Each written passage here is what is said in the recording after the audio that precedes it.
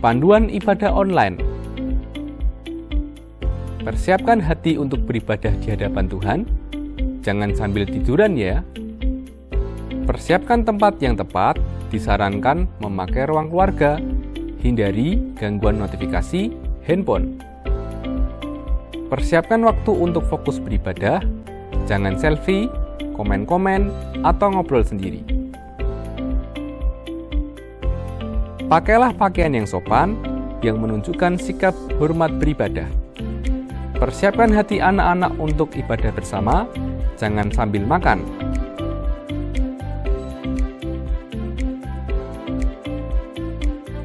Selamat beribadah.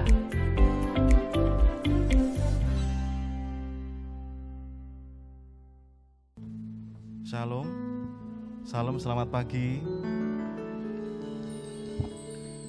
Sungguh sukacita yang luar biasa dari Tuhan. Saudara sekalian, kami di sini memakai baju tema hitam itu bukan karena pemakaman, tapi ini lebih seperti ke pesta pernikahan. Dan kita adalah mempelainya, dan Kristus adalah mempelai prianya. Jadi kita saat ini patut bersukacita karena kita dalam pesta. Mari saya ajak Anda untuk bangkit berdiri. Kita hormati hadiratnya, kita hargai hadiratnya, kita bersukacita bersama Dia.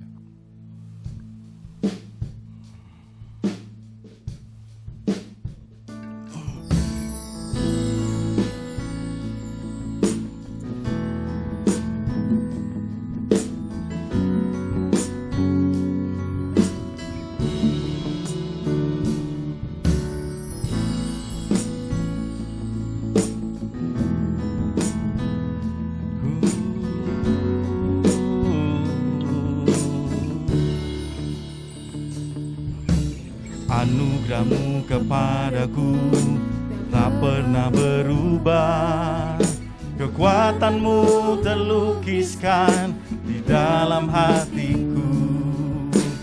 Tercengangku dibuatmu, ku kagum padamu. Tak ada hal di hidupku yang luput darimu. Kau indah, kau mulia, tiada sepertimu. Ku ingin hidupku menyenangkanmu.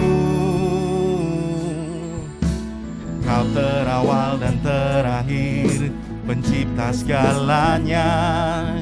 Seluruh bintang pun bersinar oleh ucapanmu. Engkau pun mengasihiku, penulis hidupku. Tak henti segenap nafasku menyembahmu selalu. Ku puji, ku sembah, tiada sepertimu. Ku ingin hidupku menyenangkanmu. Oh, segala puji, segala hormat, segenap hatiku menyembahmu. Terimalah setiap hidupku sebagai persembahan yang hidup.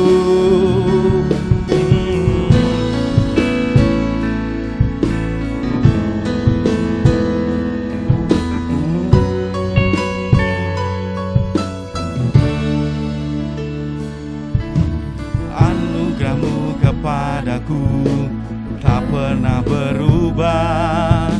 Kekuatanmu terlukiskan di dalam hatiku. Tercengangku dibuatmu, ku kagum padamu. Tak ada hal di hidupku yang luput darimu. Kau indah, kau mulia, tiada sepertimu. Ku ingin hidupku menyenangkanmu. Oh, segala puji, segala hormat, segenap hatiku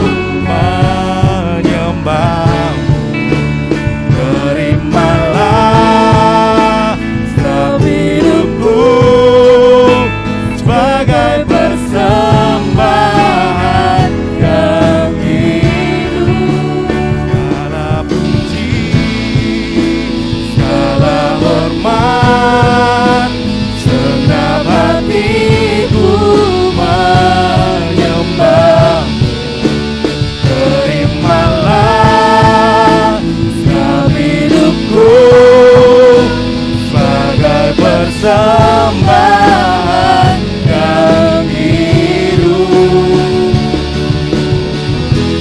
bukan kehendakku, namun kehendakku.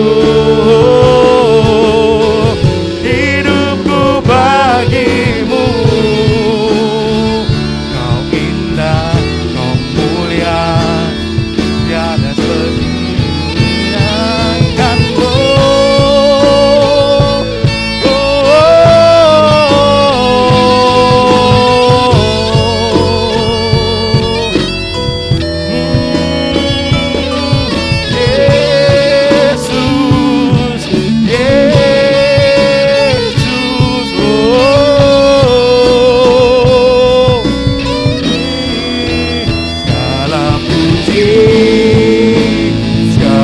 Hormat, segenap hatiku menyembahmu.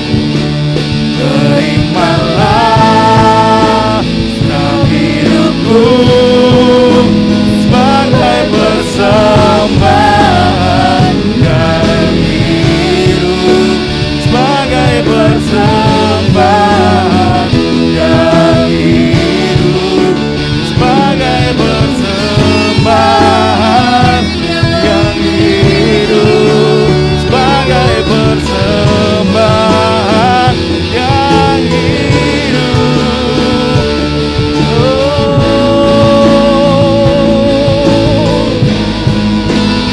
Segala puji, segala hormat hanya bagimu.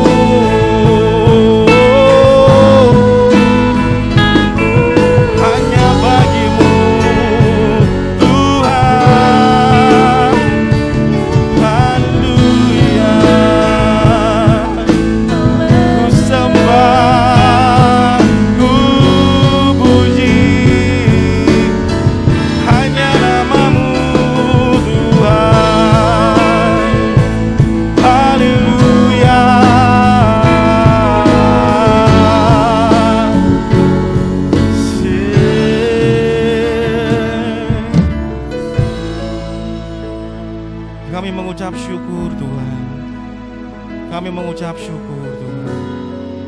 Kami bersuka cita di tempat ini. Kami percaya dan kami yakin Engkau hadir di tempat ini. Engkau bersama kami Tuhan. Engkau bersuka cita bersama kami. Oh Yesus, terima kasih Tuhan Yesus.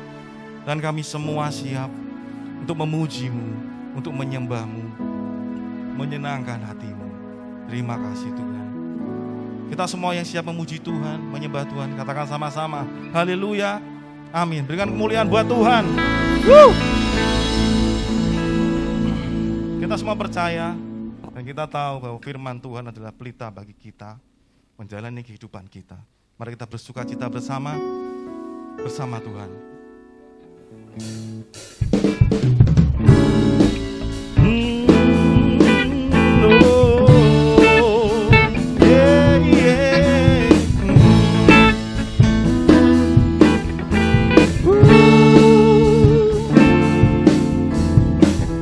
Firman-Mu Tuhan, pelita bagi kakiku. Janji-Mu terang bagi jalan-jalanku. Kebenaran-Mu menuntunku setiap hari. Ku menantikan-Mu, beri kekuatan baru. Come on. Ku kan terbang tinggi awan bersama-Mu dalam kemuliaan.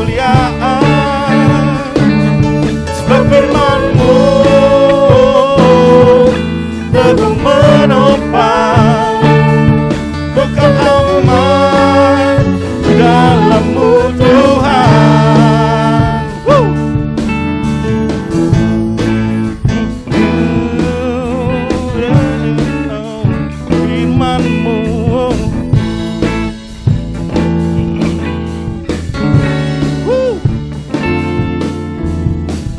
Firman-Mu Tuhan, pelita bagi kakiku. Janji-Mu terang bagi jalan-jalanku. Kebenaran-Mu menuntun setiap hari. Ku menantikan-Mu, beri kekuatan baru. Ku kan terbang tinggi di awan bersama-Mu dalam kemuliaan. Sebab firman-Mu teguh menopang, bukan aman dalam-Mu Tuhan. Jalan-Mu di atas jalan-jalan-Mu, rancangan-Mu melebihi rencanaku. Firman-Mu sungguh telah membebaskanku, berjalan lebih tinggi, berjalan bersama-Mu. Ku kan terbang tinggi di awan-Mu bersama-Mu dalam kemuliaan. Firman-Mu teguh menopang, bukan aman dalam-Mu Tuhan. Ku kan terbang tinggi di awan bersama-Mu dalam kemuliaan. Sebab firman-Mu teguh menopang, bukan aman dalam-Mu Tuhan. Bukan aman dalam-Mu Tuhan. Bukan aman dalam-Mu Tuhan. Berikan kemuliaan buat Tuhan, karena Dialah segalanya bagi kita. Amin. Silakan duduk, saudara. Karena firman Tuhanlah yang selalu menguatkan kita hari lepas hari. Dan karena Tuhan selalu ada di sekitar kita, Dia ada di dalam kita. Dia membuat kita tenang. Karena Tuhanlah yang membuat kita tenang. Jangan bergetar bila ada masalah. Bersama Tuhan, Dia memberi kita ketenangan yang sejati.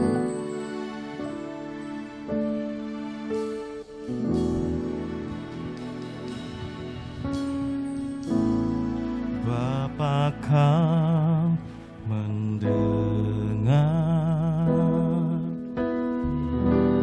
seruan hatiku.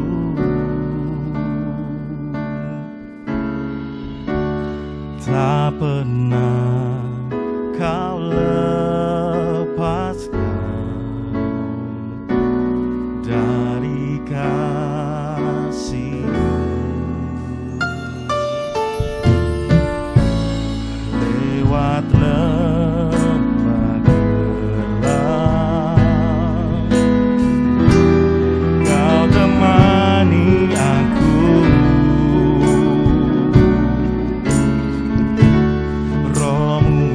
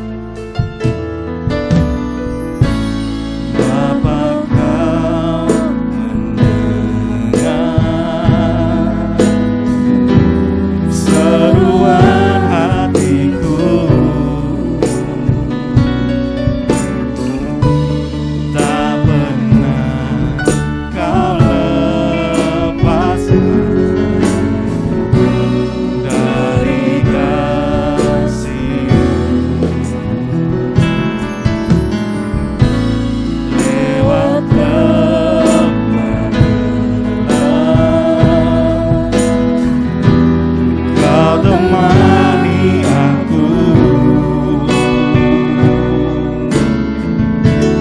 Rohmu bekerja selalu untuk kebaikanku. Berlimpah dari tempat maha tinggi, tempat kekal mulia, Kau hadir di sini, memulihkan hati, menyembuhkan yang terluka. Bukan tenang bersamamu Bapa. Berlimpah dari tempat maha tinggi, tempat Kau mulia, Kau hadir di sini, memulihkan hati, menyembuhkan yang terluka. Bukan tenang bersamamu Bapa.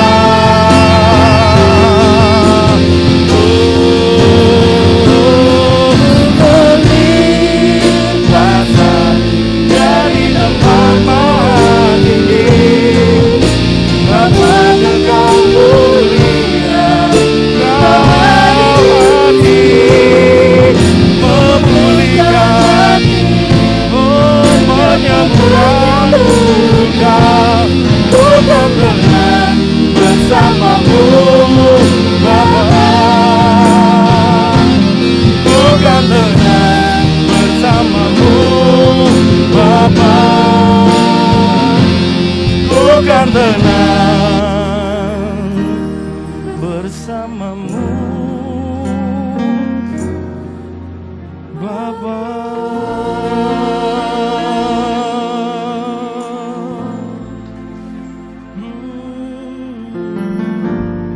Kami merasa tenang Tuhan bersamamu. Oh, mari sembah Dia. Mari kita bertemu dengan Dia. Yesus. Oh, kita panggil namanya pelan-pelan. Yesus. Yesus. Oh, panggil Dia dengan penuh harapan, dengan penuh kerinduan. Berikan cinta yang besar buat Dia, karena Tuhan telah memberikan cinta yang lebih besar lagi. Yesus. Oh Yesus, Yesus, namamu yang terindah.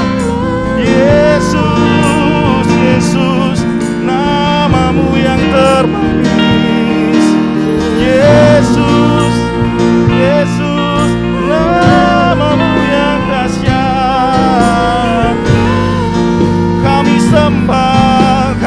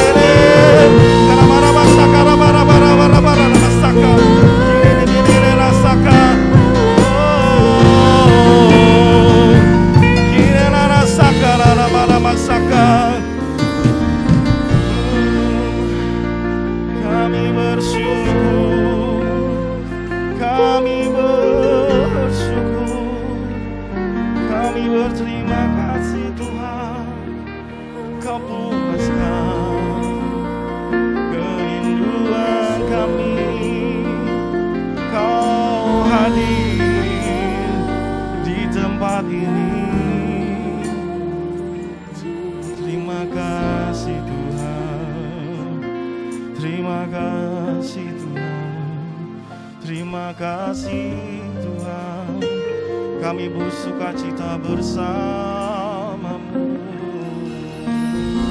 Terima kasih Tuhan, oh Kau sungguh indah. Terima kasih Tuhan, haleluya, haleluya.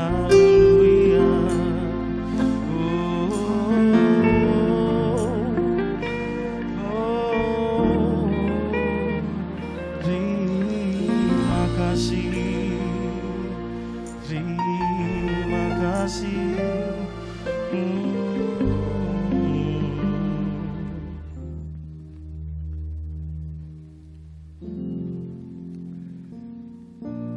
Kami umat-Mu menyediakan diri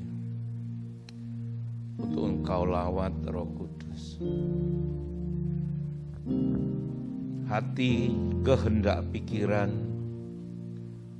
kami satukan, kami fokuskan untuk mendengar kebenaran firman yang hidup dan yang Kau bela. Kuasa darah-Mu telah menutup bungkus setiap kami. Malaikat-Mu berkemah bahkan menjagai di seluruh area kompleks gereja-Mu di tempat ini. Kami patahkan, kami tolak setiap kuasa-kuasa lain yang hendak mencuri konsentrasi bahkan benih kebenaran firman-Mu. Kami percaya perlindungan-Mu teguh dan kami aman di dalamnya. Terima kasih untuk pengurapan-Mu, terima kasih untuk kehadiran-Mu. Ketika kami meresponi dengan sikap hati yang benar, kami percaya kami beroleh kehidupan. Dan janji-janji-Mu yang adalah iya dan amin.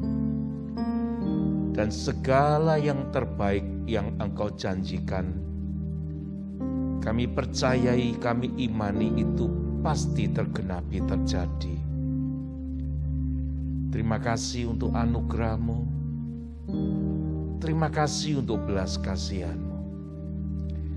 Raja di atas segala raja dan Bapa yang baik, Roh Kudus yang selalu menyertai, menolong setiap langkah kehidupan ini. Dan Engkau bawa kami di dalam hikmat dan pengertian-Mu menuju kepada kemenangan. Di dalam nama Tuhan Yesus Kristus, kami mengucap syukur dan kami berdoa. Amin. Selamat pagi. Ya, Tuhan memberkati kita semua. Terima kasih untuk Pak Winaldi, untuk worship leader dan seluruh tim yang melayani. Shalom. Oke. Anda nggak usah tegang. Ya, Anda mau diberkati. Ya. Baik. Saya mohon waktu Anda bisa sungguh benar-benar menyimak sesuatu yang Tuhan berikan kepada setiap kita pagi hari ini. Ada satu kebenaran firman yang sangat sederhana tapi powerful, lebih untuk menyikapi, menghadapi keadaan situasi hari-hari ini. Siapa yang di dalam hidupnya gak pernah sama sekali khawatir? Tolong angkat tangan. Ya aja ya. Semua pernah khawatir ya. Ya amin. Semua pernah khawatir. Ya gak salah. Tahukah Anda kondisi hari-hari ini? Sesuatu yang tidak pernah sebelumnya terjadi dapat terjadi. Dan sungguh sangat mengejutkan.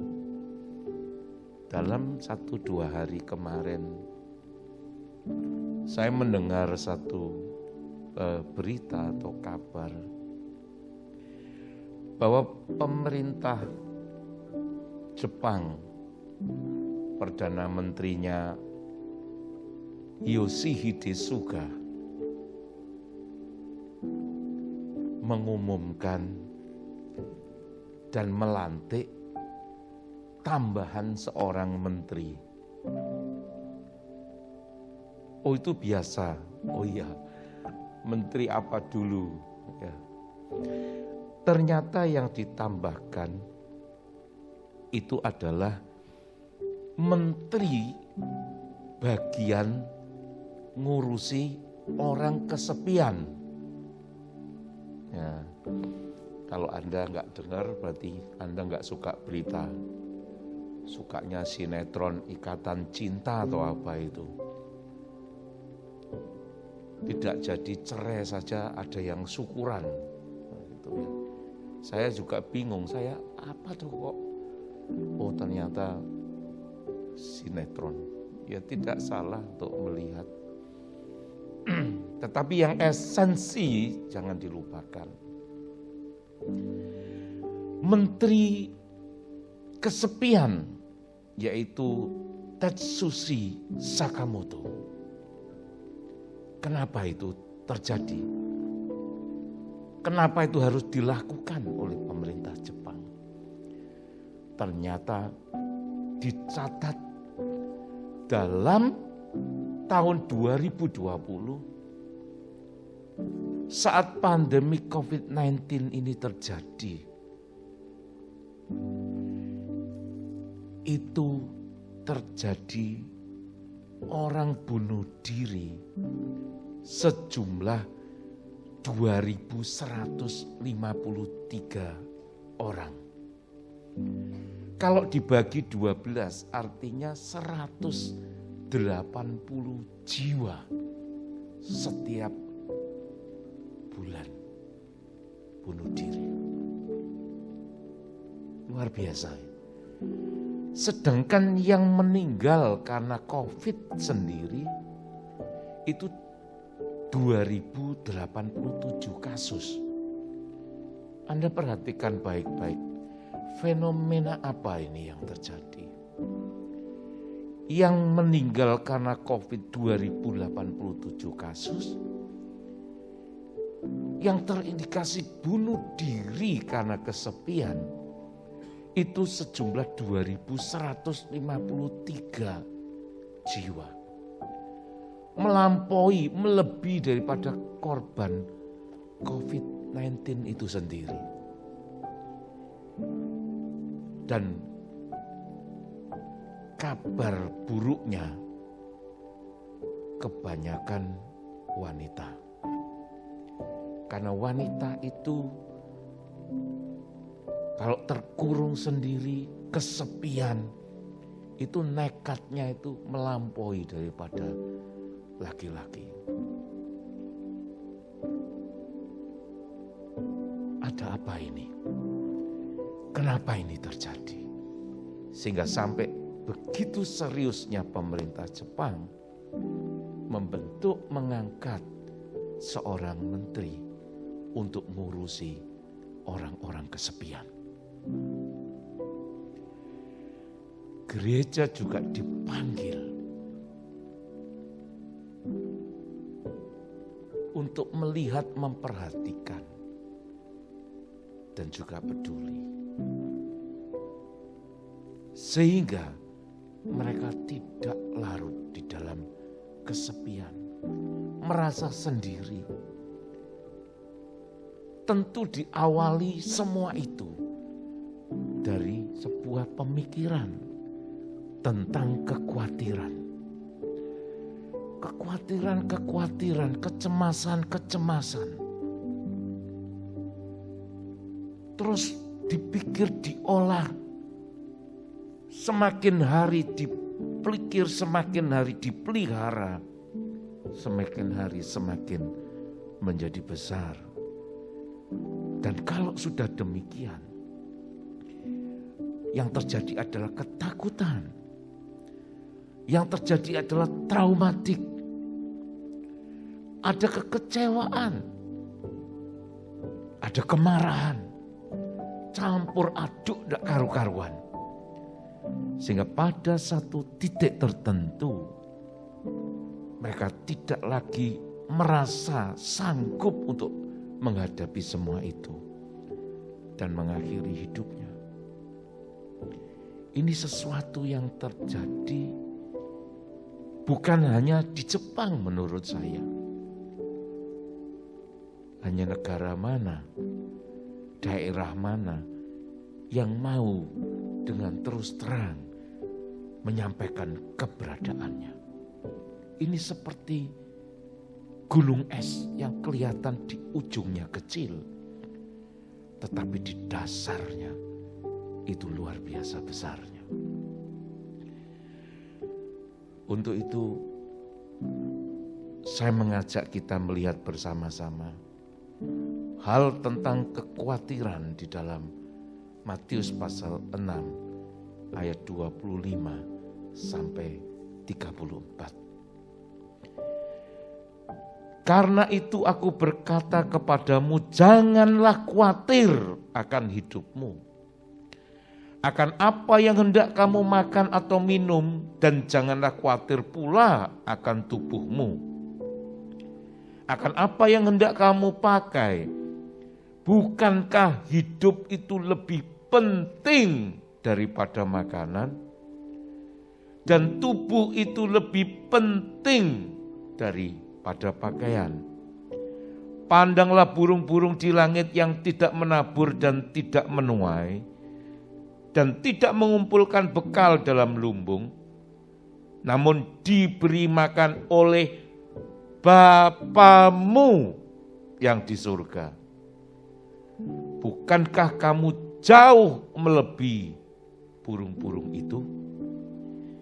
Siapakah di antara kamu yang karena kekhawatirannya dapat menambah sehasta saja pada jalan hidupnya? Dan mengapa kamu khawatir akan pakaian? Perhatikanlah bunga bakung di ladang yang tidak tumbuh tanpa bekerja dan tanpa memintal. Namun aku berkata kepadamu, Salomo dalam segala kemegahannya pun tidak berpakaian seindah salah satu dari bunga itu. Jadi jika demikian Allah mendandani rumput di ladang yang hari ini ada dan besok dibuang ke dalam api, tidakkah ia akan terlebih lagi mendandani kamu, hai orang yang kurang percaya? Sebab itu janganlah kamu khawatir dan berkata, apakah yang akan kami makan? Apakah yang akan kami minum? Apakah yang akan kami pakai? Semua itu dicari bangsa-bangsa yang tidak mengenal Allah. Akan tetapi Bapamu yang di surga tahu bahwa kamu memerlukan semuanya itu. Tetapi carilah dahulu kerajaan Allah dan kebenarannya, maka semuanya itu akan ditambahkan kepadamu. Sebab itu janganlah kamu khawatir akan hari besok. Karena hari besok mempunyai kesusahannya sendiri. Kesusahan sehari cukuplah untuk sehari.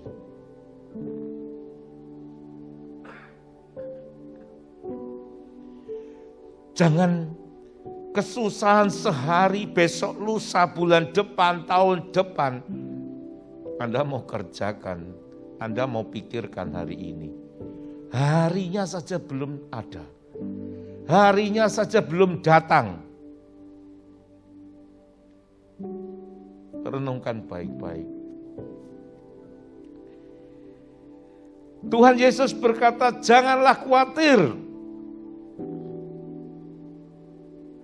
Perkataan ini tidak dapat diartikan bahwa kita sama sekali tidak boleh khawatir. Bukannya nggak boleh khawatir, boleh.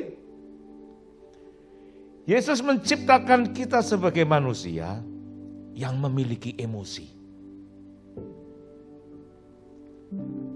Dia tahu bagaimana emosi itu bekerja.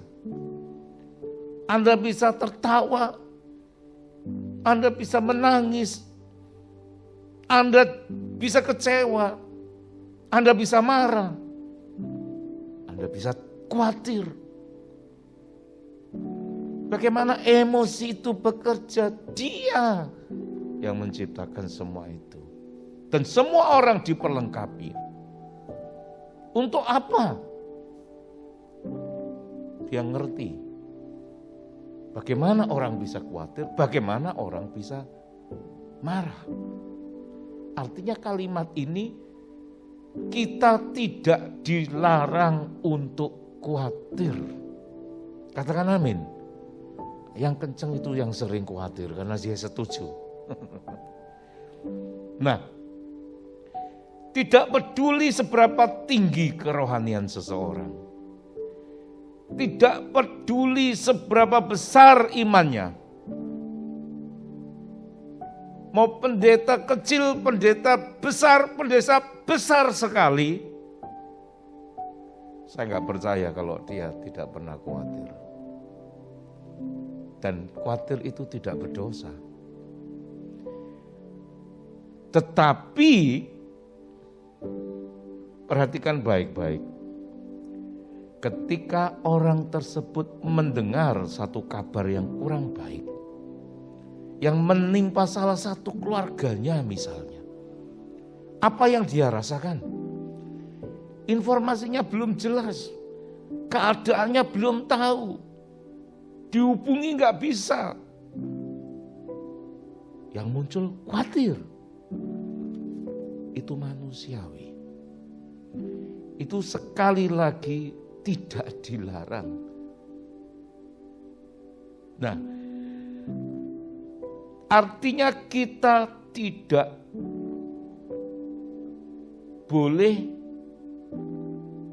khawatir. Boleh. Yang tidak boleh adalah kita tinggal terus di dalam kekhawatiran. Beda khawatir dengan tinggal terus di dalam kekhawatiran. Nah, karena ini yang berbahaya. Kekhawatiran, kekecewaan, kemarahan juga sama.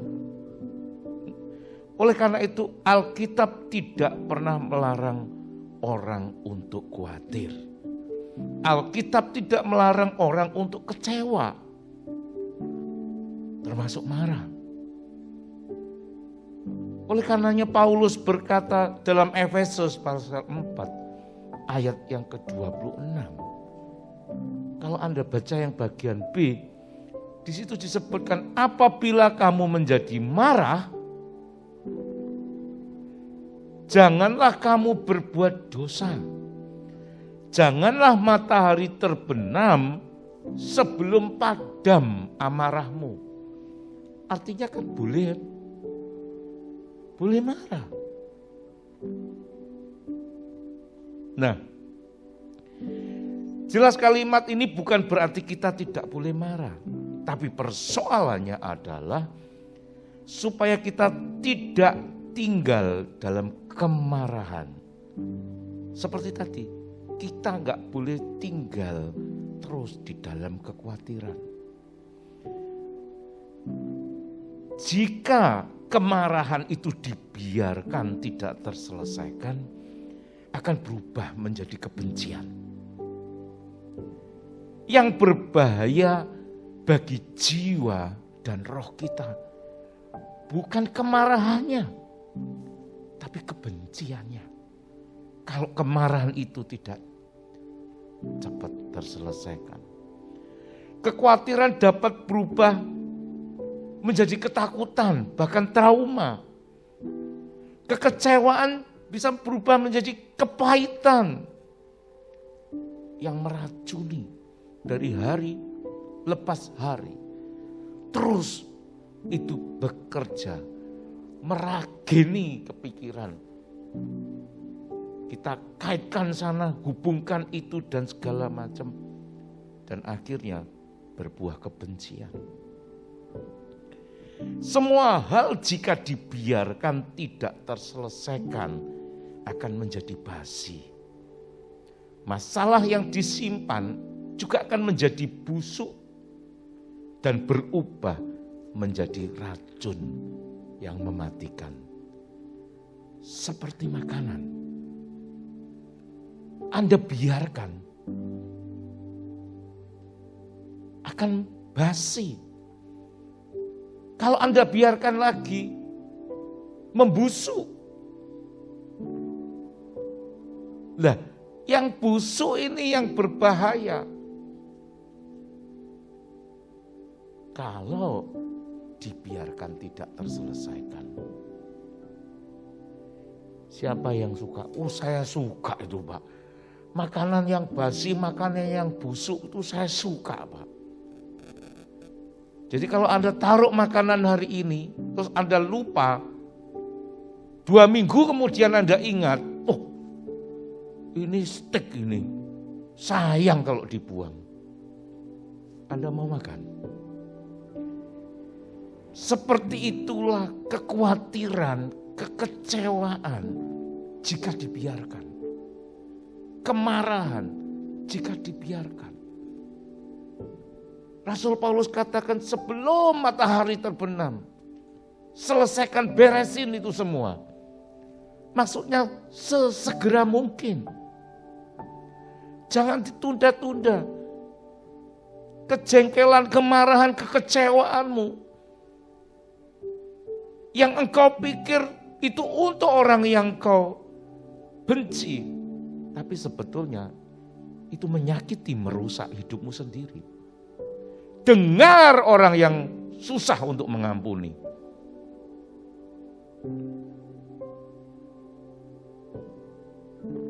Jikalau itu karena engkau atau bukan karena engkau, bicara benar atau salah, itu mempengaruhi bagaimana kehidupanmu. Ada 4 definisi orang yang khawatir. Yang pertama, orang yang tidak mengerti nilai hidupnya. Dia nggak ngerti nilai hidupnya. Firman yang barusan kita baca berkata bahwa hidupmu itu lebih penting daripada makanan. Tubuhmu itu lebih penting dari pakaian. Orang yang khawatir adalah orang yang meletakkan nilai hidupnya hanya berorientasi kepada kepemilikan. Apa yang ia miliki. Seberapa besar dan mewahnya rumahnya. Merek apa dan berapa jumlah mobil yang ada di garasinya. Seberapa nilai saldo tabungan depositonya. Orang yang meletakkan nilai hidupnya di sana, itu orang khawatir.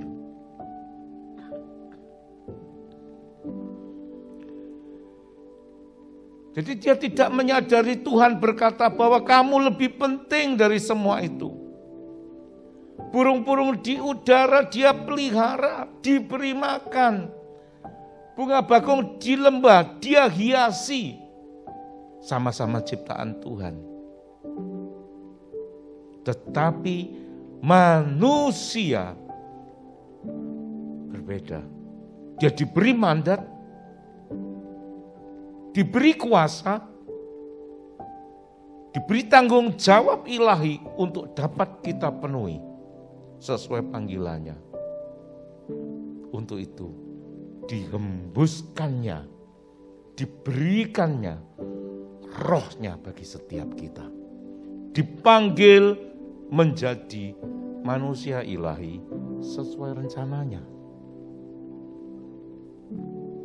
Untuk itu kamu lebih penting dari semua ciptaannya. Lebih penting dari kepemilikan, melainkan kepada fungsi. Orang yang meletakkan nilai hidupnya atas apa yang ia miliki, orang ini tidak mengerti tentang tujuan hidupnya. Dan orang yang seperti ini, orang yang khawatir.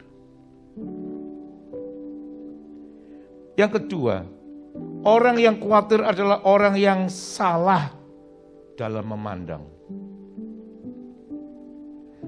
Cara pandang kita, mindset kita, itu yang menentukan seluruh keputusan kita dan tindakan kita. Cara kita melihat itu yang men-trigger apa yang akan kita lakukan dan perbuat. Cara pandang kita itu yang menentukan apa yang kita putuskan, apa yang kita lakukan, apa yang kita setiap hari untuk bertindak, untuk melangkah. Mindset kita, cara pandang kita, paradigma kita.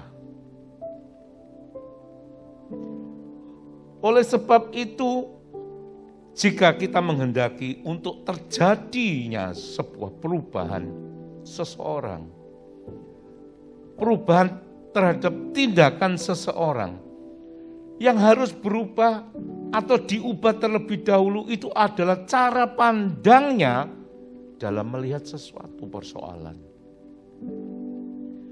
Seperti banyak sekali didapati masalah problem rumah tangga, problem keluarga. Istri mau suami berubah. Suami kepingin istri berubah. Orang tua mau anaknya berubah. Anak mau supaya orang tuanya berubah. Dan itu awal dari sebuah konflik adalah cara pandang mereka dalam menjalani kehidupan ini.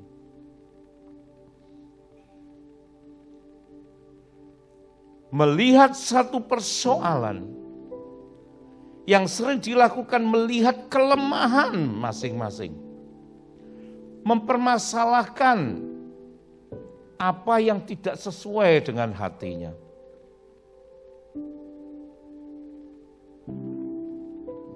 Dia dari dulu seperti itu, tidak mau berubah. Anaknya diam saja. Gak berani yang namanya anak. Tapi orang tuanya gak pernah introspeksi. Sumber masalahnya itu kenapa dia bisa sampai seperti sekarang ini. Bagaimana dia membentuk, bagaimana dia memberikan satu pengertian demi pengertian. Ketika dia mulai dari sejak kecil. Dan saya dapati orang tua banyak yang sombong karena dia merasa benar sendiri. Kalau engkau melihat yang remajanya, engkau melihat saat mudanya, bukan berbicara terlambat, tapi itu hasil daripada benih yang orang tua tanamkan sejak kecil. Anak itu ketika kecil dia merekam semua. Dan apa yang dia lakukan, itu sebagaimana apa yang masuk di dalam otak pikirannya. Jangan heran orang ngomong, "Duh, dia seperti ini, kayak papai." Yo, memang anaknya. Tapi kapan dia bisa niru itu? Kapan dia bisa? Karena dia melihat apa yang dilakukan orang tuanya sejak kecil. Jadi gedene bandel, susah diomongi. Sakarepe dhewe wani karo wong tua. Itu akibat. Itu buah. Penyebabnya itu loh. yang harus disadari. Dan banyak orang tua gagal karena mereka tidak mau rendah hati untuk introspeksi. Keberadaannya dia sampai seperti ini, itu tidak luput dari kontribusi besar. Karena sejak kecil dia dibesarkan dalam lingkungan, dalam perilaku, diperlakukan seperti apa. Jadi kelemahan kekurangannya yang kita bahas hari ini, problem-problemnya yang terus gak bisa cukup untuk kita ratapi. Dan sekedar menangis tanpa rekonsiliasi. Ada satu kejujuran dan pengakuan. Ada satu kerinduan untuk mengalami pemulihan. Kenapa harus jaga harga diri? Kenapa harus gengsi? Itu anak sendiri. Luar biasa. Kesombongannya orang tua itu seperti itu loh. Itu sebetulnya tanpa disadari orang tua sudah menyakiti anaknya sekian lama. Mulai dari kekecewaan. Terus kemudian kemarahan. Masuk lagi jenjang berikutnya kebencian. Jadi terkadang anak bisa berusaha menyakiti dirinya sendiri, menghancurkan masa depannya sendiri untuk membalas dendam kepada orang tuanya. Pikirkan itu. Para orang tua yang hadir pada pagi hari ini. Dia bahkan rela, wes mau urip mau apa terserah, yang penting aku bisa balas dendam supaya orang tuaku ngerasakno. Kalau sudah begitu, Anda ke siapa? Kunci pemberesannya terletak pada diri sendiri. Kalau bagi suami, bagi istri, bagi anak, bagi orang tua, kita nggak mau berkorban. Bagaimana kita bisa berkata, aku mengasihi dia. Yang mempengaruhi tindakan kita adalah bagaimana kita diperlakukan. Kalau kita kepingin dia berubah, bagaimana kita memperlakukan? Kalau kita memperlakukan mereka tetap sama, tingkah laku kita sendiri juga tetap sama. Kita sendiri tidak mau berubah, tetapi mengharapkan orang lain berubah. Kita berusaha dan berusaha terus-menerus menyelesaikan masalah yang tak kunjung selesai dan sama. Sekalipun mencoba berulang-ulang jika dilakukan dengan cara yang sama pula, hasilnya akan sama. Wes tak kandhani, wes tak seneni. Tapi yang dia lakukan sendiri juga sama. Wes bolak-balik, tapi dilakukan dengan cara yang sama, tapi mengharapkan perubahan. Selama dilakukan dengan cara yang sama, hasilnya juga sama. Tetapi jika mengharapkan hasilnya berbeda, Einstein ngomong, orang itu gila. Anda cari itu, quote-nya Einstein. Kalau ada masalah, gak selesai, engkau terus berusaha menyelesaikan dengan cara yang sama, terus menerus berulang-ulang, tetapi engkau mengharapkan hasil yang berbeda, itu namanya orang gila. Dan saya setuju dengan itu. Saya gak suka tedeng aling-aling. Merah-merah, putih-putih, selesai.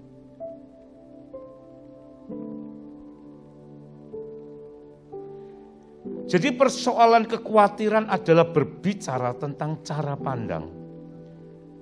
Bahkan ada pepatah, kalau kamu tidak bisa merubah satu masalah, maka rubahlah cara pandangmu melihat masalah tersebut.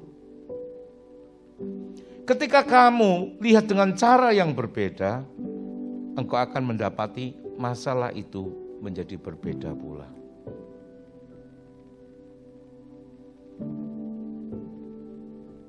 Ada anak bawa kopi lewat tanda, kesenggol, tumpah, pakaian kotor. Bagaimana cara respon pandang kita? Marah, meledak-ledak. Jadinya masalah.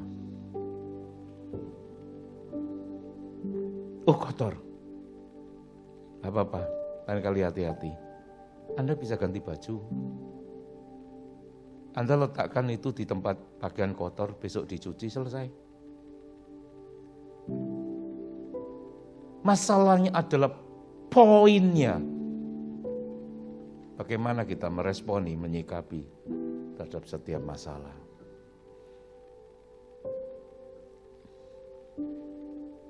Cara pandang. Mari kita renungkan tentang cara pandang. Masalah itu akibat. Sumber masalah itu penyebab. Cari dan temukan penyebabnya, ketika itu diselesaikan, akibatnya akan berhenti, terselesaikan. Seringkali yang dibicarakan, dibahas itu tentang akibatnya terus tanpa memperhatikan penyebabnya.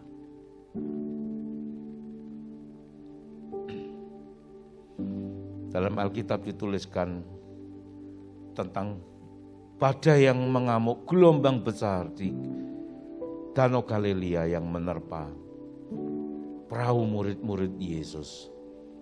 Dan Yesus tidur di buritan. Anda tentu ingat itu. Perahu murid-murid Yesus sedang diterpa badai gelombang besar di Danau Galilea. Murid-murid sibuk dan ketakutan, sementara Yesus tidur di buritan. Oh iya Pak, harus tuh. Seperti itu. Tetapi ada satu kejadian lagi. Di waktu yang berbeda, di Taman Getsemani, malam yang sepi, tenang, dingin, tidak terjadi sesuatu apa-apa, ancaman apa-apa. Yang menakutkan juga tidak ada. Semua aman-aman saja. Tetapi Yesus bergumul dalam doa, sementara murid-muridnya tidur. Ini ada satu kejadian, murid-muridnya sibuk karena ada badai gelombang besar, Yesus tidur. Di situasi yang aman, Yesus bergumul di dalam doa, jikalau boleh cawan ini lalu daripadaku. Murid-muridnya tidur. Tidak bisakah engkau berjaga-jaga? Kembali tidur. Wah, enak itu Pak. Lagi tenang, sepi, dingin, kemulan.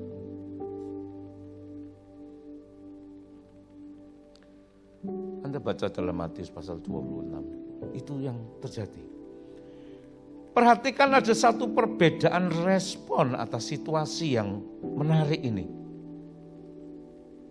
Ketika perahu murid-murid itu diterpa badai gelombang besar, murid-murid yang terbiasa melihat masalah nyata, masalah datang, mereka baru sibuk berbuat sesuatu untuk berusaha menyelesaikannya. Jadi kalau sudah kelihatan ada masalah, baru sibuk berusaha menyelesaikannya. Karena mereka cenderung dikendalikan oleh masalah, oleh apa yang mereka lihat. Tuhan selalu ingatkan, berdoa dan berjaga-jagalah. Ketika ada masalah, mereka dikendalikan sesuatu yang nyata, yang kelihatan.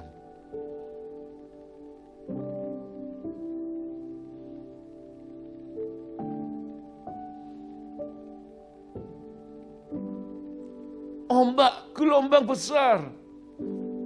Guru, tidakkah engkau peduli kalau kami binasa? Begitu ceritanya.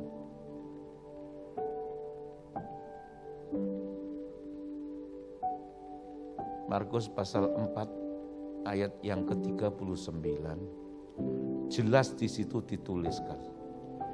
Ketika Yesus dihadapkan pada badai gelombang di Danau Galilea, yang dihadik itu bukan ombaknya, yang dihadik itu bukan gelombangnya, tetapi yang dihadik itu anginnya. Ayat 39 jelas ditulis, yang dihadik itu anginnya. Sebab ombak dan gelombang itu hanyalah akibatnya saja. Tetapi penyebabnya adalah karena anginnya. Seringkali yang kita bingungkan persoalan itu akibatnya yang kita bahas. Akibatnya itu tidak bisa diselesaikan. Karena sumber penyebabnya, masalah yang utama, itu ketika diselesaikan, akibatnya juga lerem. Anda tahu lerem? Berhenti. Makanya dia hadik anginnya, diam.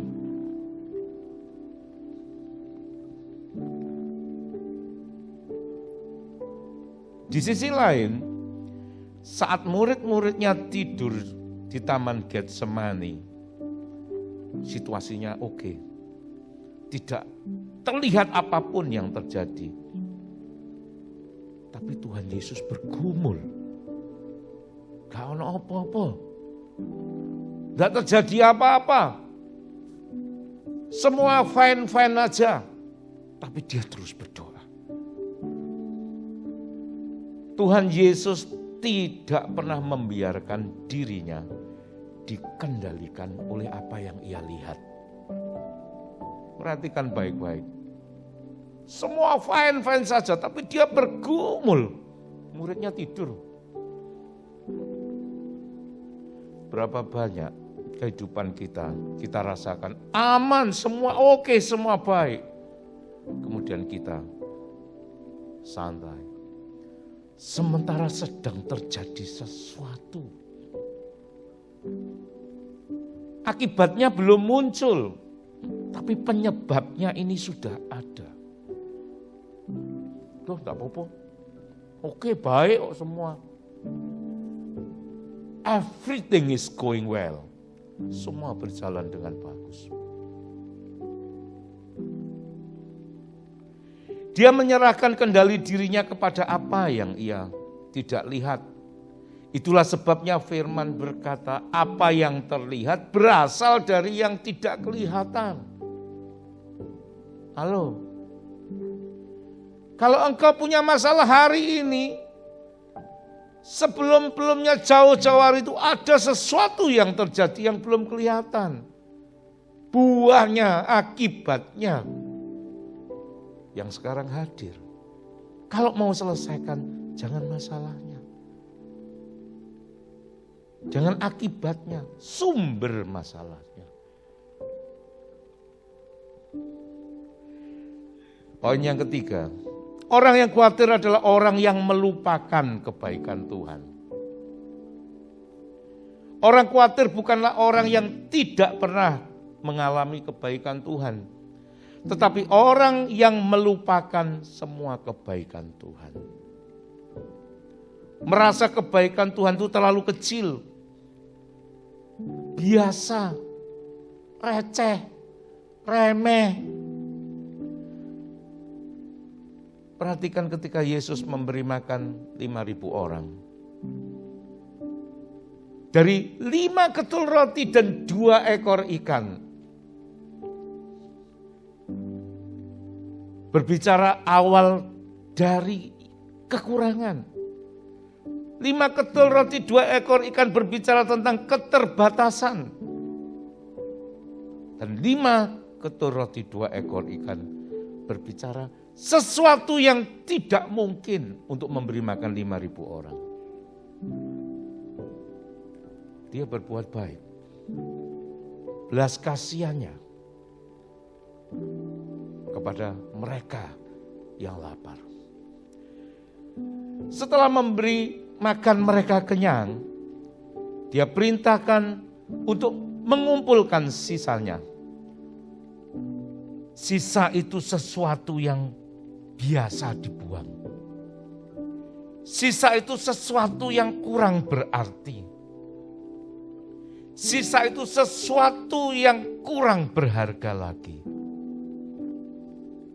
Tapi ketika dikumpulkan, ada 12 bakul. Jumlah yang besar dan banyak sekali. Seringkali yang tersisa itu kita anggap kecil. Demikian kebaikan-kebaikan Tuhan. Kalau kita mau kumpulkan, itu adalah kebaikan Tuhan yang besar. Dari 5 ketul roti 2 ekor ikan, tersisa 12 bakul. Sesuatu yang banyak.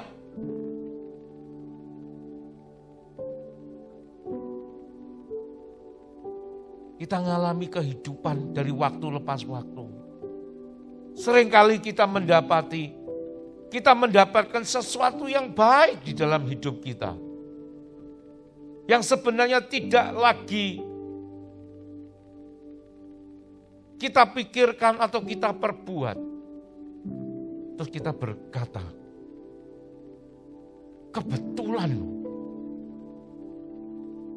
Kalau orang sini ngomongnya gampang, lucu. Dilalah.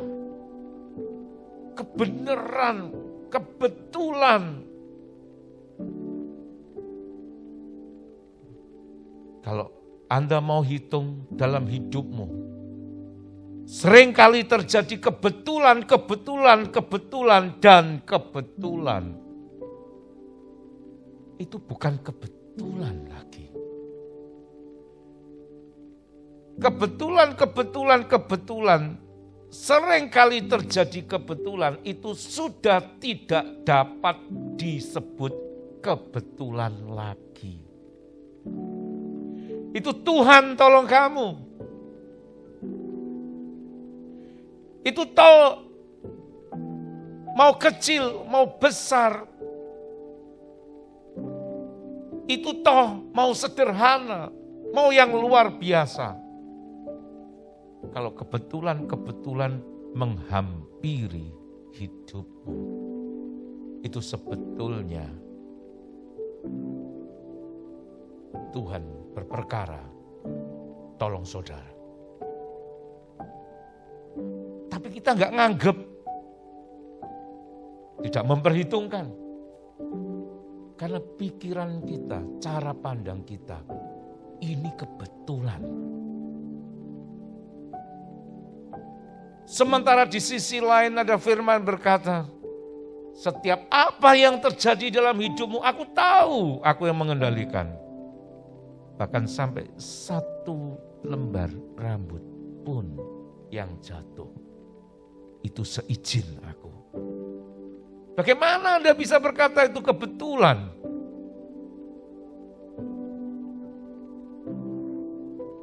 Kebetulan itu tidak ada di dalam kehidupan.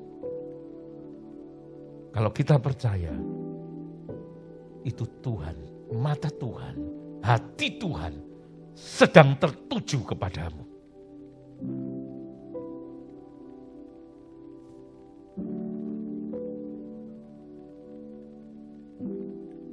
Roma pasal 8 ayat 28 berkata,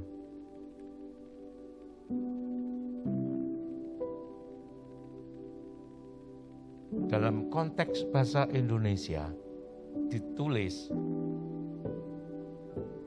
Tuhan turut bekerja dalam segala perkara untuk mendatangkan kebaikan bagi mereka yang terpanggil dan mengasihi Dia. 8:28. Tapi dalam bahasa Indonesia kurang lebih begitu. Tapi dalam terjemahan bahasa Inggris, all things, segala sesuatu, bicara keadaan, situasi, waktu, manusia, semuanya diperintahkan Tuhan untuk bekerja sama sehingga mendatangkan kebaikan bagi orang yang mengasihi Dia. Kalau waktu, keadaan, tempat, situasi, manusia semua diperintahkan untuk bekerja sama mendatangkan kebaikan bagi setiap mereka yang mengasihi Dia. Itu yang terjadi, yang sering kali kita pikirkan itu kebetulan. Pas aku membutuhkan satu pertolongan, kok ketemu dia pas lewat berhenti tanya, kebetulan orang itu berhenti. Saya katakan itu Tuhan yang suruh.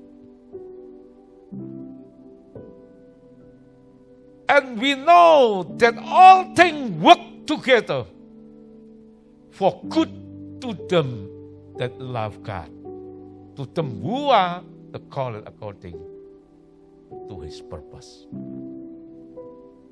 All things work together.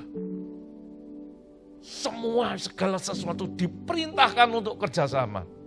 Hei, waktu jam sekian, orang ini mau lewat sini. Hei, kamu nanti lewat sini ya, kamu ada keperluan itu. Kapan? Semua. Dan kita bicara seenaknya saja. Itu kebetulan. Itu Tuhan sedang menolong engkau.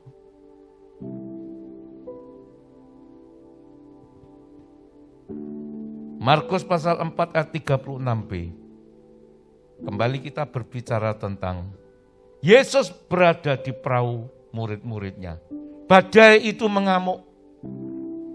Tetapi di situ dituliskan, saat itu perahu-perahu lainnya selain perahu murid Yesus itu juga mengikuti Dia. Markus pasal 4 ayat 36 bagian B. Dan perahu-perahu lain juga menyertai Dia. Jadi ketika di Danau Galilea, itu bukan cuma perahu murid-murid Yesus. Tetapi perahu-perahu lainnya juga menyertai Dia.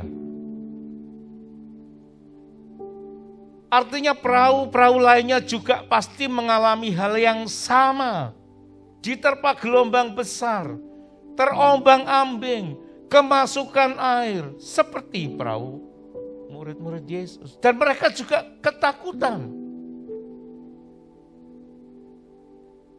Dan kemudian Yesus menghardik angin itu. Diam. Kemudian semuanya menjadi tenang. Pernah enggak kita renungkan? Pernah enggak kita pikirkan? Siapa yang tahu penyebab gelombang itu berhenti dan menjadi tenang? Murid-murid yang ada di perahu di mana Yesus ada. Anda setuju? Tetapi perahu-perahu yang lain, yang mereka juga ketakutan, yang mereka juga nguras karena perahunya mulai kemasukan air, karena gelombang yang besar. Dan tiba-tiba mereka, sudah berhenti, sudah reda, tanpa mereka tahu penyebabnya. Kenapa badai itu reda? Yang ada di perahu Yesus, murid-muridnya ngerti, tahu. Tapi yang di perahu lain nggak tahu apa itu penyebabnya. Orang yang tidak tahu apa penyebabnya, ketika dia mengalami pertolongan, dia katakan, kita beruntung. Orang yang mendapatkan berkat kebaikan atau sesuatu yang baik dalam hidupnya tanpa dia tahu penyebabnya, bahkan di luar daripada kemampuannya dia sendiri, dia berkata, saya beruntung, Pak. Saya beruntung, Pak. Ditambah lagi, kok yuk pas kebetulan loh. Pas aku panik, gelombang badainya berhenti tanpa dia tahu siapa yang sedang berperkara menghentikan gelombang badai di dalam hidupmu. Tapi yang ada di perahu, di mana Yesus ada murid-muridnya, dia ngerti sebabnya. Yesus yang menghardik angin itu sehingga badai gelombang itu diam. Dan ketika mereka yang ngerti bagaimana dia mengalami sesuatu kebaikan yang luar biasa di dalam hidupnya, dia tidak berkata, saya beruntung. Dia berkata, I am blessing. Sehingga ada istilah berkata, I am not lucky, but I am blessed. Saya bukan beruntung, tetapi saya diberkati. Ketika engkau tahu apa yang Tuhan kerjakan di dalam hidupmu, engkau tidak pernah akan lagi berkata, kebetulan dan saya beruntung. Karena Tuhan sedang berperkara, engkau akan berkata, dia yang memberkatiku. Ini berbicara tentang hati. Ini berbicara tentang cara pandang. Dan itu yang akan mengubahkan pikiran kita. Mengubahkan bagaimana belief kita, percaya kita kepadanya. Bukan sesuatu yang biasa-biasa. Anda gak perlu kelihatan rohani banget di depan banyak orang. Tapi engkau mesti kenal hatinya.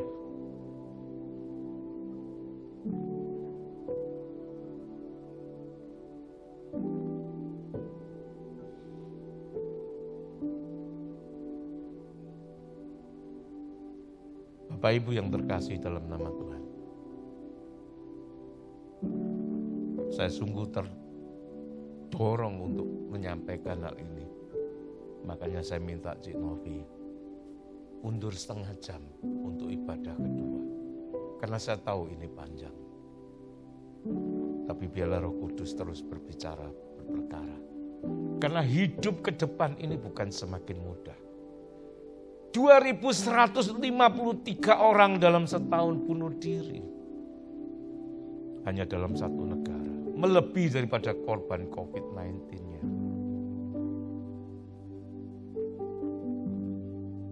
Yang terakhir, dan jemaat Tuhan mulai lega. Puji Tuhan, haleluya. Orang yang khawatir adalah orang yang kurang percaya. Orang kurang percaya bukan orang yang tidak percaya, tetapi percayanya kurang. Sebab ada hal-hal yang dapat mereka percayai, tapi ada hal-hal yang mereka batasi rasa percayanya. Mereka sendiri sadar atau tidak menyadari. Mereka membatasi percaya, iman percayanya kepada Tuhan. Seperti sebagaimana kebenaran firman yang baik dia mau terima, yang teguran yang kurang baik dia tolak. Yang seolah-olah jadi bebannya dia untuk lebih taat lagi, dia abaikan. Tapi janji-janji Tuhan yang luar biasa dia amini. Demikian juga dengan percaya. Flu, oh saya percaya Tuhan pasti sembuhkan. COVID-19, tunggu dulu. Dan mereka mulai meragukan Tuhan dengan kurang percayanya. Ada batasan yang dibuatnya sendiri. bayar sewa rumah, percaya pasti bisa. Dapat hadiah rumah, tidak ada yang mustahil bagi Allah. Tahun ini, tahun yang sulit. Kalau kemudian janji Tuhan, engkau bukan cuma sewa, engkau bukan cuma dapat hadiah, engkau mampu dan dapat beli 2 rumah. Nah ini mulai mikir, apa bisa, dari mana duitnya? Anda tahu bedanya? Anda sendiri yang menghambat berkat itu terjadi di dalam hidupmu. Barang siapa percaya, ia akan melihat kemuliaan Allah. Itu tidak lagi Anda pikirkan dan berlaku di dalam hidupmu. Yang engkau lihat adalah batasan-batasan yang engkau buat sendiri. Pak, Anda kan tahu saya kerja apa, bagian apa, bayaran saya berapa. Kalau Tuhan mau, kapanpun itu bisa. Nah, sesuatu yang mustahil seolah-olah, iya itu bagi kita. Tapi firman-Nya, dia adalah pribadi yang kuasa. Tidak ada yang mustahil bagi dia. Kalau Anda percaya tentang firman itu, kalau dia berjanji, dia yang setia, dia genapi. Anda percaya dan tidak percaya itu sama-sama. Anda tidak perlu bayar kok. Kenapa Anda tidak milih? Saya percaya saja. Saya imani, berbuat sesuatu yang lebih Tuhan berkati. Tetapi banyak orang milih tidak percaya, tapi menyalahkan Tuhan. Aneh ya. Matius pasal 6 ayat yang ke-32 berkata, Bapamu di surga tahu bahwa kamu memerlukan semua itu. Tadi Pak Winaldi ada pujian baru dikatakan Bapa. Bapa, Bapa, saya suka itu. Bapa, saya mau Tuhan terima kasih.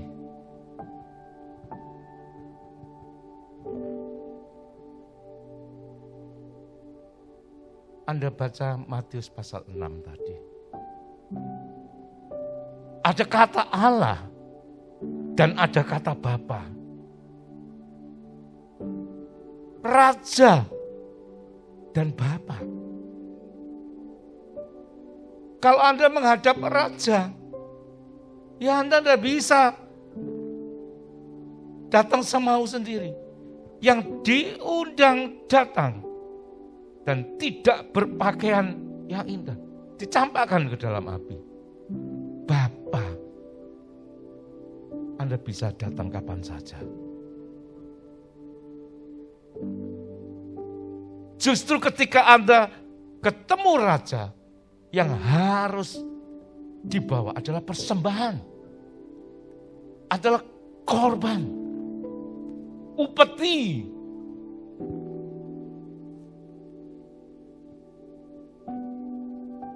Bukan meminta. Tetapi ketika Anda ketemu Bapa, Anda dicintai, dikasihi, diterima sebagaimana apa adanya. Bedakan kapan kita datang di hadapan Raja, kapan kita datang kepada Bapa. Anda perhatikan ayat demi ayat. Bapa kami di surga,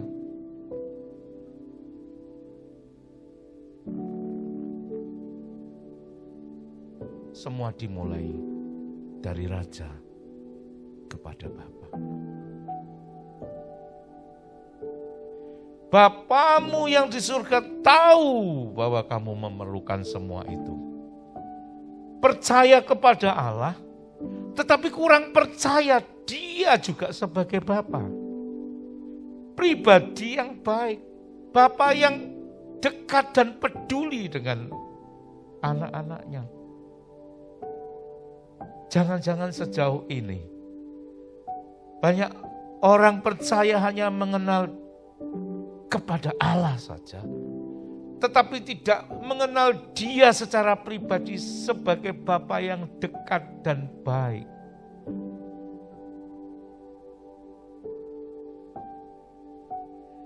Dalam Lukas pasal 12 ayat 30 yang bagian B, hal yang sama. Dia sebut dirinya Allah. Kemudian dia juga menyatakan dirinya kepada kita sebagai Bapa. Ini yang sering kali diragukan. Ini yang sering kali dilupakan. Sehingga dikatakan mereka adalah orang yang kurang percaya. Semua itu dicari bangsa-bangsa di dunia yang tidak mengenal Allah. Akan tetapi Bapamu tahu, kenapa tidak? Akan tetapi Allahmu tahu bahwa kamu memang memerlukan semua itu. Di satu sisi dia ngomong Allah. Di satu sisi dia ngomong, aku Bapamu yang tahu keperluanmu. Bapa yang dekat, Bapa yang baik, tapi tidak disadari. Lalu bagaimana kita dapat mengenal Allah sekaligus mengalami Bapa dalam hidup kita? Yaitu ketika kita datang di hadapan Allah yang adalah Raja, kita mesti menyembah, kita mesti memuji, mengagungkan Dia.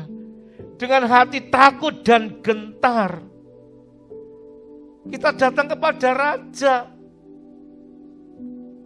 Kalau ada anaknya presiden, berarti presiden itu sebetulnya juga bapaknya. Tapi kalau dia sedang di tempat kepresidenan, ada protokolernya, ada tatanannya, untuk bisa ketemu dia sekalipun itu bapaknya. Dia nggak bisa terus langsung masuk, Pak jalur duitnya, nggak bisa. Ketemu presiden.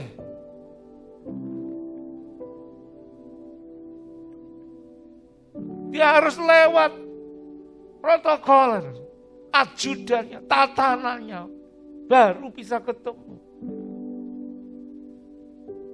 Bapaknya sedang mimpin meeting. Boleh nggak dia masuk? Ikut duduk di situ. Itu bapakku kok. Tapi ketika dia di rumah, dia dekat. Dia tahu kebutuhan kita. Dia Bapa yang baik. Ketemu celanan pendek juga nggak apa-apa. Tapi ketemu Pak Presiden celanan pendek masih anaknya disuruh keluar. Anda setuju? Kapan Anda harus datang kepada Raja?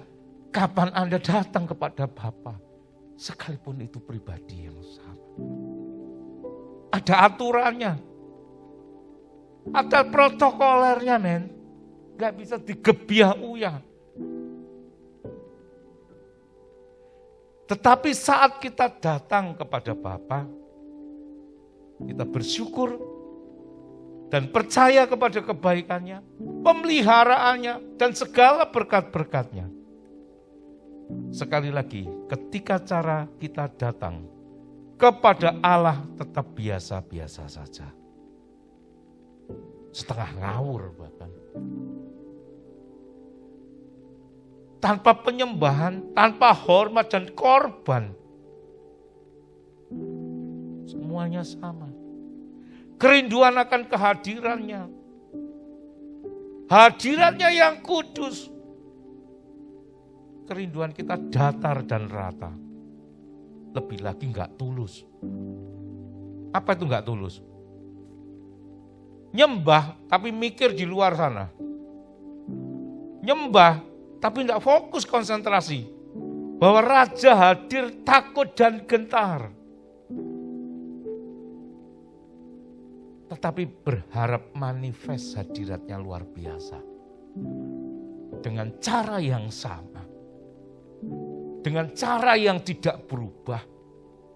dengan kerinduan yang asal-asalan, tapi berharap hadiratnya memenuhi hidupmu.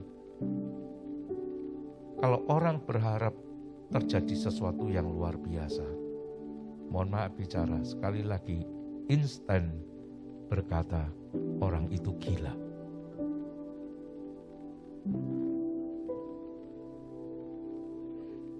Ketika inginkan hadiratnya lebih, maka kita naikkan level penyembahan kita. Kerinduan kita lebih lagi. Ada kesediaan menjadi bejananya. Bayar lebih dari biasanya.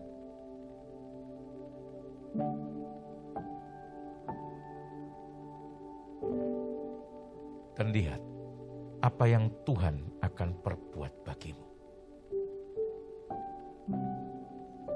Apa yang Tuhan akan kerjakan di dalam hidupmu. Roh Kudus akan turun menjamah, mengurapimu, melawat engkau, memberi sesuatu yang ilahi yang baru. Dari kemuliaan kepada kemuliaan.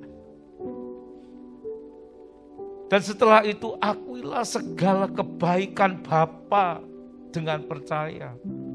Bersyukur atas kasih setianya, bersyukur atas apa yang Dia perbuat, itu baik untuk kita sebagai anak-anaknya. Masa depan yang dirancangkan bagi hidup kita dengan segala kemurahannya. Anda perhatikan baik-baik ayat di dalam Matius tadi. Bapa yang memberi makan burung-burung di udara. Bapa yang mendandani bunga bakung di ladang dengan corak warna yang indah. Bahkan Salomo saja tidak punya jubah seindah itu. Bapa datang pada raja dengan penyembahan. Datang kepada Bapa dengan ucapan syukur. Bapa yang pelihara. Makanya jelas dikatakan, Bapamu tahu apa yang engkau perlukan. Bahwa engkau memerlukan semua itu.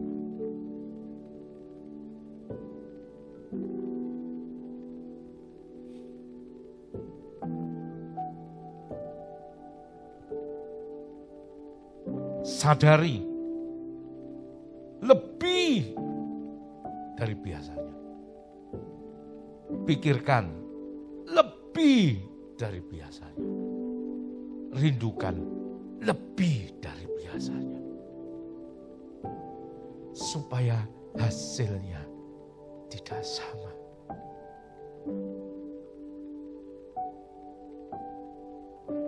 Bapa itu baik.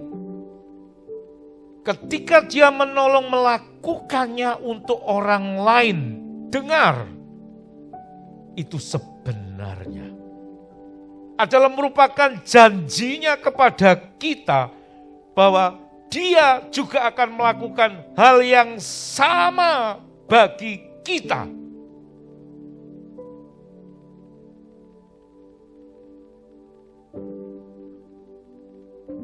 Ketika Tuhan Yesus menyembuhkan orang lumpuh di kolam Bethesda, hanya satu yang disembuhkan. Tetapi renungkan baik-baik. Di situ terdapat banyak orang yang sakit juga.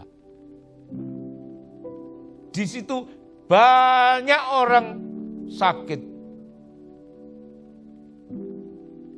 Sebenarnya ketika Dia menyembuhkan satu orang yang lumpuh, itu merupakan undangan bagi mereka yang sakit. Datang kepadaku dan Dia pasti sembuhkan.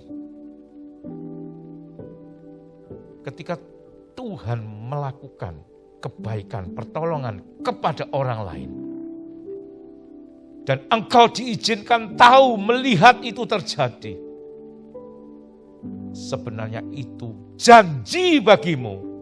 Kalau engkau percaya, kalau Dia tolong orang ini, Dia juga bisa tolong kamu. Kalau Dia berbuat sesuatu yang baik bagi orang lain, Tuhan juga sanggup berbuat sesuatu yang baik bagi engkau. Itu undangan untuk engkau dipanggil lebih percaya.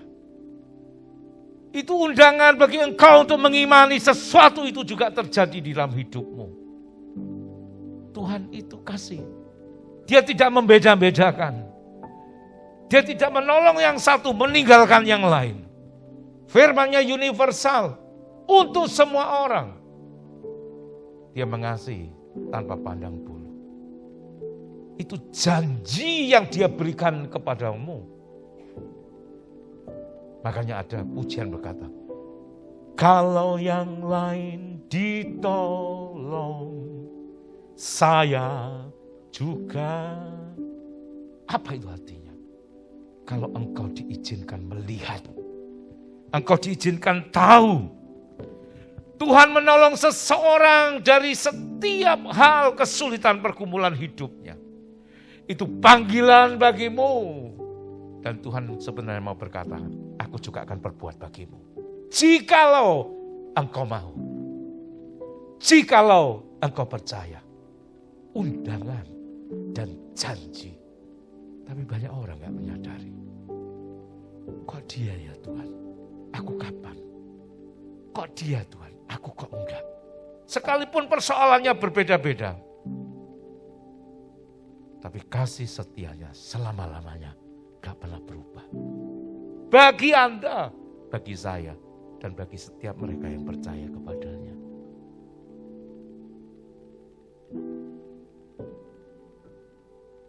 Kalau Tuhan tolong mereka, aku juga percaya Tuhan bahwa Engkau juga akan tolong saya. Apapun masalahku, kalau Dia buat itu bagi orang lain, Dia pasti juga buat seperti itu lagi kepada saya. Kalau dulu Dia tolong saya, hari ini pun Dia sanggup tolong saya. Adakah kerinduan yang dalam bagi setiap umatnya akan Dia? Yang jadi persoalan adalah Anda membatasi kuasanya bekerja di dalam hidupmu. Karena engkau kurang percaya. Dia tetap sama. Kuasa, kasih-Nya selama-lamanya gak pernah berubah. Banyak hal yang pagi hari ini saya sampaikan. Ada satu kerinduan yang terus mendorong dalam situasi keadaan hari-hari ini yang semakin sulit. Anda boleh khawatir, tapi jangan tinggal di dalam kekhawatiran. Anda boleh kecewa, Anda boleh marah, tapi jangan sampai menghasilkan kebencian. Pengampunan mesti diberikan. Kerinduan akan Dia. Menyembah Dia sebagai Raja. Percaya kepada Bapa dan segala kebaikan-Nya. Roh Kudus pasti menolong kita. Memampukan kita. Memimpin, menuntun. Membawa kita kepada kemenangan. Pemenang-pemenang kehidupan. Sekalipun di situasi yang sulit. Tapi kuasanya izinkan bekerja di dalam hidupmu. Seluas-luasnya. Sebebas-bebasnya. Dan izinkan Dia berdaulat atas kita. Mari kita bangkit berdiri.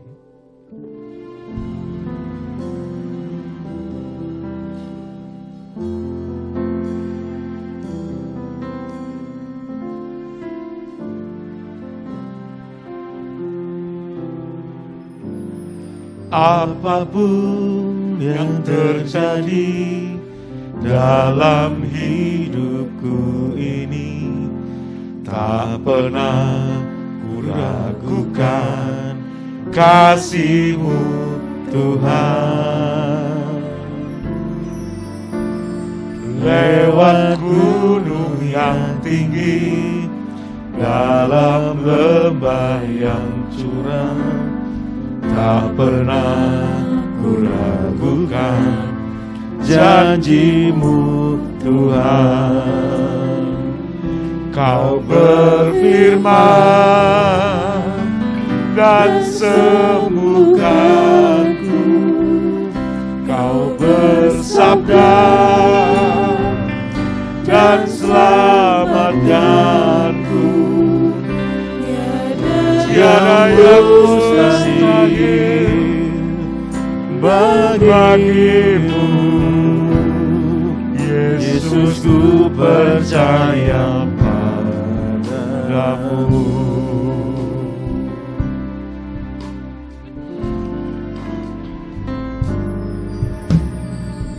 Apapun yang terjadi dalam hidupku ini, tak pernah ku ragukan kasih-Mu Tuhan.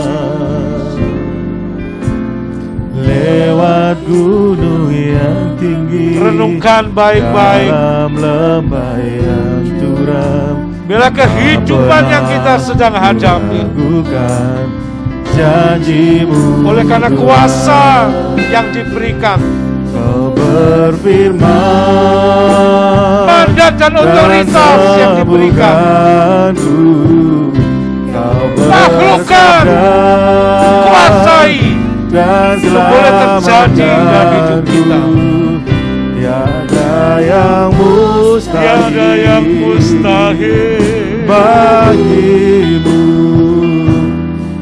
Yesus, ku percaya padamu. Kau berfirman dan sembuhkanku, Kau bersabda dan menyelamatkanku. Tiada yang mustahil. Yesus, ku percaya padamu. Yesus, ku percaya padamu. Mari kita sembah Dia. Yesus, ku percaya padamu.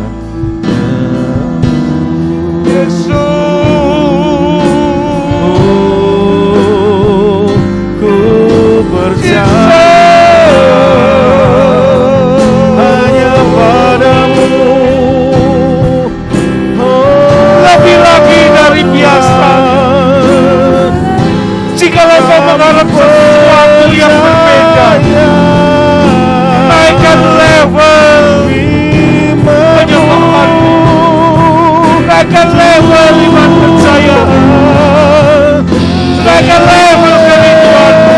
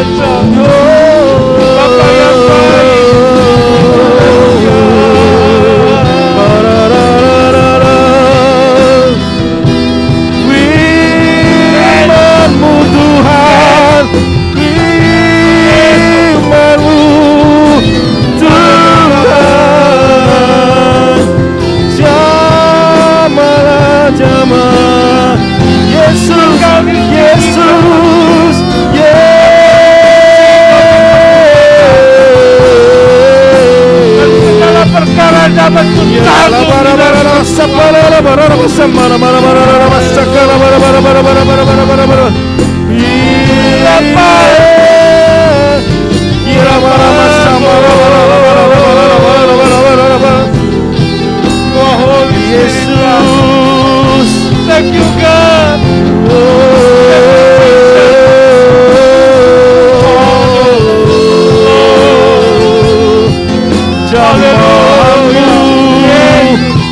Urapanmu Tuhan.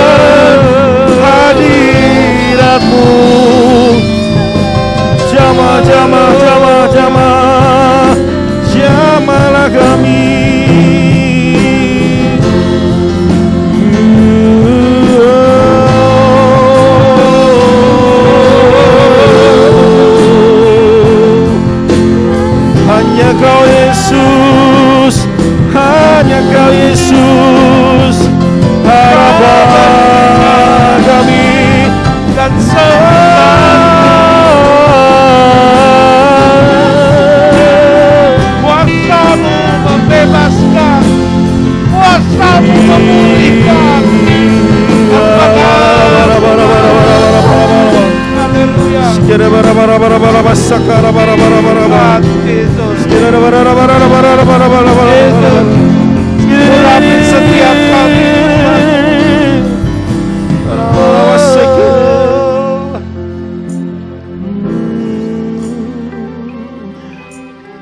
Terima kasih Tuhan, jamahanmu. Haleluya.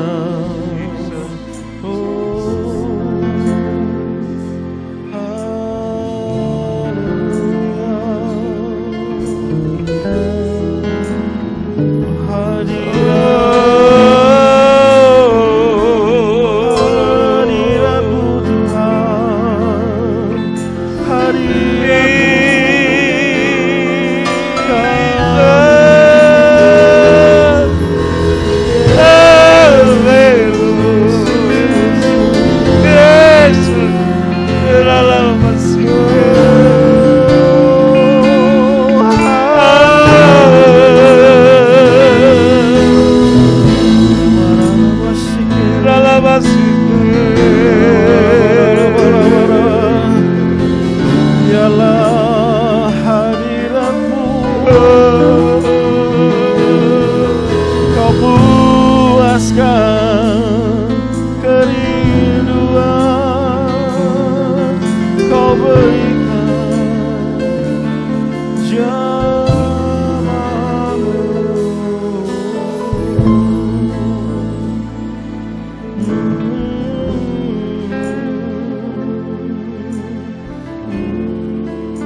Kami meninggikan Engkau,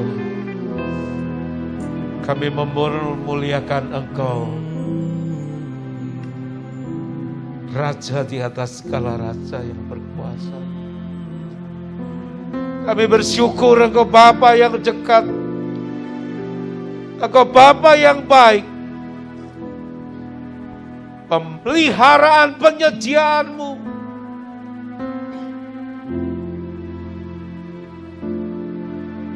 Dari hari lepas hari, dari waktu lepas waktu. Tiada henti-hentinya Kau mengasihi kami. Terima kasih Bapa. Terima kasih Roh Kudus. Kekuatan yang baru Kau berikan. Roh yang perkasa bagi setiap umat-Mu. Kami percaya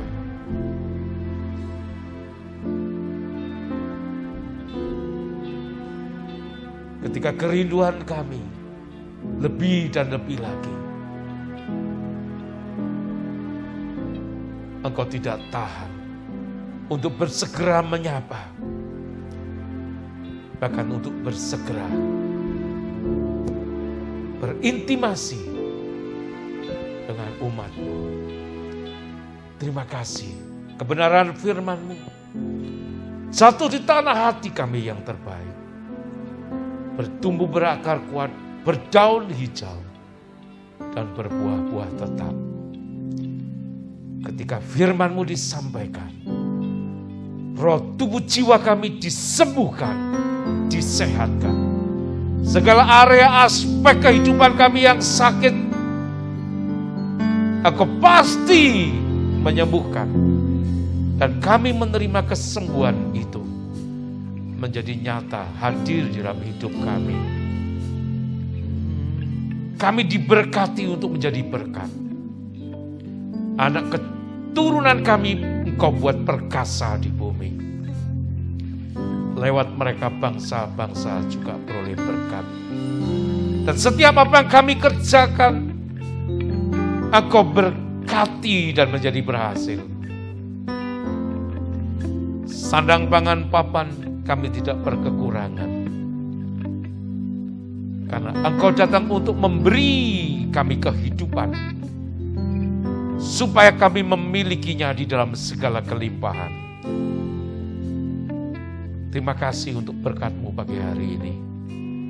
Kami pulang di dalam sukacita. Kami pulang di dalam damai sejahtera-Mu. Dan kami pulang dengan segala berkat ilahi-Mu yang menyelamatkan. Malaikat-Mu menatang mengiring perjalanan kami kembali ke rumah masing-masing. Jauh maupun dekat kami tiba dalam keadaan selamat. Setiap kita yang sudah dan sangat diberkati, berkata bersama-sama, haleluya, amin. Selamat pagi, shalom, Tuhan memberkati kita semua.